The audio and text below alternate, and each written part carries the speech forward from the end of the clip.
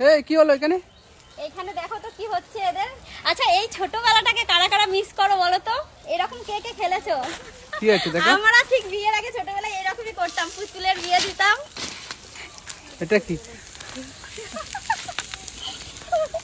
আলু পটল ভাজা হচ্ছে এখানে, হচ্ছে এই যে আলু ভাজা, ডুমুর, সজনে ডাঁটা ভাজা, আর এটা সংসার। ছোট ছোট খেলনা।